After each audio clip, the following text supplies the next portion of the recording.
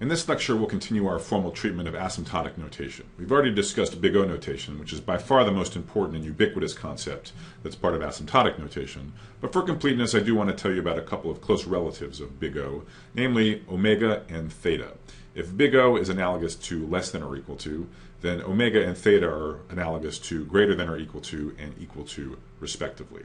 But let's treat them a little more precisely. The formal definition of omega notation closely mirrors that of big O notation. We say that one function t of n is big omega of another function f of n if eventually, that is, for sufficiently large n, it's lower bounded by a constant multiple of f of n.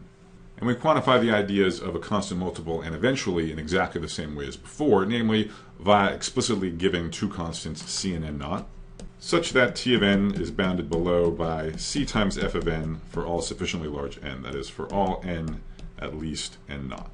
There's a picture, just like there was for big O notation. Perhaps we have a function t of n, which looks something like this green curve. And then we have another function, f of n, which is above t of n. But then when we multiply f of n by 1/2, we get something that eventually is always below t of n. So in this picture, this is an example where t of n is indeed big omega of f of n. As far as what the constants are, well, the multiple that we use, c, is obviously just 1/2. That's what we're multiplying f of n by. And as before, n naught is the crossing point between the two functions. So n naught is the point after which c times f of n always lies below t of n forevermore. So that's big omega. Theta notation is the equivalent of equals, and so it just means that the function is both big O of f of n and omega of f of n. An equivalent way to think about this is that eventually t of n is sandwiched between two different constant multiples of f of n. I'll write that down and I'll leave it to you to verify that the two notions are equivalent. That is, one implies the other and vice versa. So what do I mean by t of n is eventually sandwiched between two multiples of f of n? Well, I just mean we choose two constants, a small one c1 and a big constant c2, and for all n at least n naught, t of n lies between those two constant multiples. One way that algorithm designers can be quite sloppy is by using O notation instead of theta notation. So that's a common convention, and I will follow that convention often in this class. Let me give you an example. Suppose we have a subroutine which does a linear scan through an array of length n. It looks at each entry in the array and does a constant amount of work with each entry. So the merge subroutine would be more or less an example of a subroutine of that type. So even though the running time of such an algorithm, a subroutine, is patently theta of n, it does constant work for each of n entries, so it's exactly theta of n. We'll often just say that it has running time O of n. We won't bother to make the stronger statement that it's theta of n. The reason we do that is because, as algorithm designers, what we really care about is upper bounds. We want guarantees on how long our algorithms are going to run, so naturally we focus on the upper bounds and not so much on the lower bound side. So don't get confused. Once in a while, there'll be a quantity which is obviously theta of f of n, and I'll just make the weaker statement that it's O of f of n. The next quiz is meant to check your understanding of these three concepts: big O, big omega, and big theta notation. So the final three responses are all correct. And I hope the high-level intuition for y is fairly clear. T of n is definitely a quadratic function. We know that the linear term doesn't matter much as n grows large. So since it has quadratic growth, then the third response should be correct. It's theta of n squared. And it is omega of n. So omega of n is not a very good lower bound on the asymptotic rate of growth of t of n, but it is legitimate. Indeed, as a quadratic growing function, it grows at least as fast as a linear function. So it's omega of n. For the same reason, big O of n cubed, it's not a very good upper bound, but it is a legitimate one. It is correct.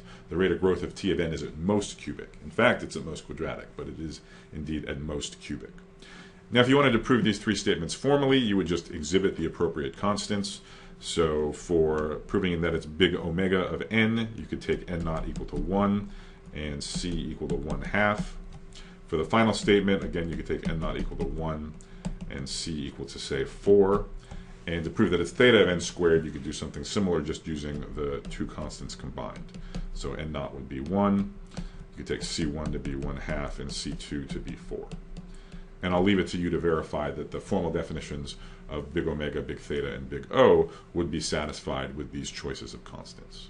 One final piece of asymptotic notation, we're not really going to use this much, but you do see it from time to time, so I wanted to mention it briefly. This is called little o notation, in contrast to big O notation. So while big O notation informally is a less than or equal to type relation, little o is a strictly less than relation. So intuitively it means that one function is growing strictly less quickly than another. So formally we say that a function t of n is little o of f of n if and only if for all constants c there is a constant n naught beyond which t of n is upper bounded by this constant multiple c times f of n. So the difference between this definition and that of big O notation is that to prove that one function is big O of another, we only have to exhibit one measly constant c such that c times f of n is an upper bound eventually for t of n. By contrast, to prove that something is little o of another function, we have to prove something quite a bit stronger. We have to prove that for every single constant c, no matter how small, for every c there exists some large enough n naught beyond which t of n is bounded above by c times f of n. So for those of you looking for a little more facility with little o notation, I'll leave it as an exercise to prove that, as you'd expect, for all polynomial powers k, in fact, n to the k minus 1 is little o of n to the k. There is an analogous notion of little omega notation expressing that one function grows strictly quicker than another, but that one you don't see very often, and I'm not going to say anything more about it. So let me conclude this video with a quote from an article back from 1976 by my colleague Don Knuth, widely regarded as the grandfather of the formal analysis of algorithms. And it's rare that you can pinpoint why and where some kind of notation became universally adopted in the field. But in the case of asymptotic notation, indeed, it's very clear where it came from.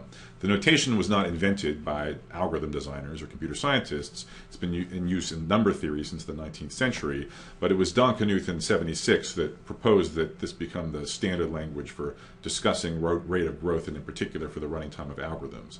So in particular, he says in this article, on the basis of the issues discussed here, I propose that members of SIGACT, this is the special interest group of the ACM, which is concerned with theoretical computer science, in particular the analysis of algorithms. So I propose that the members of SIGACT and editors in computer science and mathematics journals adopt the O, omega, and theta notations as defined above, unless a better alternative can be found reasonably soon. So clearly a better alternative was not found, and ever since that time this has been the standard way of discussing the rate of growth of running times of algorithms, and that's what we'll be using here.